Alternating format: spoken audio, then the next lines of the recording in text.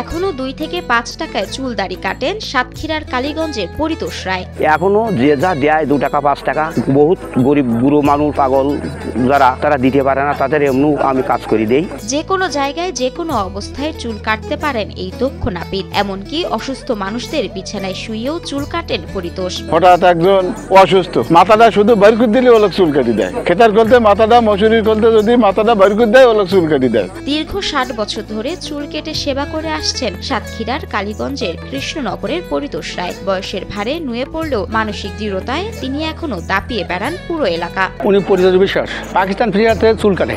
বয়স 76 ছুঁই করছে। বয়সের ভারে নুজ্জ হয়ে পড়লেও তাতেও কোনো ক্লান্তি নেই তার। ধর্ম বর্ণ নির্বিশেষে মানব সেবার ব্রত নিয়ে যৎসামান্য পয়সায় দিন রাত চুল কেটে মানুষকে সেবা দিয়ে যাচ্ছেন তিনি। আমি পাকিস্তান ফেরার থেকে চুল কেটে আসতেছি। 60-62 বছর নিম্ন আমার চুল কাটার বয়স হয়েছে। সকাল 7টায় বাড়ি থেকে বের হন চুল কাটতে। সাইকেলে বাঁধা থাকে সেই হারিকেন, যেটা তিনি সারা জীবনই কাছে রাখেন। কালীগঞ্জের কৃষ্ণনগর, বেলেডাঙ্গা, ভাইয়ের বাজার সহ বিভিন্ন হাট বাজারে চুল কেটে বেড়ান তিনি। আবার কখনো বা রাস্তায়, কখনো বা বাড়ির বারান্দায়, আবার কখনো বা কারোর উঠানে তিনি চুল দাড়ি কাটেন। পেশা নয়, সেবা হিসেবেই নিয়েছেন বলেই 2 টাকায় এখনো চুল কাটেন তিনি। এই হেরকিন দিয়ে রাতের দিনে হেরকিন দিয়ে চুল কাটি।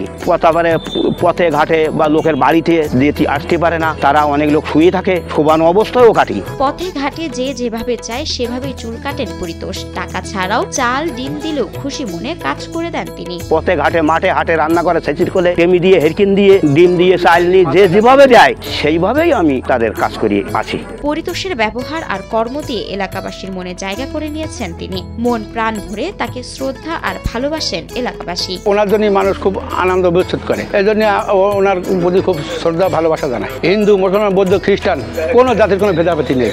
আমিও তার কাছে বারবার চুল কাটতে আসি। সে একটা সৎ ও চরিত্রবান মানুষ। যে যা বলে তাতে সে কোনো দর চুক্তি করে না, যে যা দেয় তাতে সে চুল কেটে দেয়। একমাত্র স্মার্ট সিটি বসুন্ধরা, আধুনিকতায় এক ধাপ এগিয়ে। 60 বছরের পেশাগত জীবনে অর্থের লোভ করেননি পরিতোষ। মানুষের সেবা করতে পারলেই যেন তৃপ্তি অনুভব করেন বয়সের ভারে নুজ্জ পরিতোষ রায়।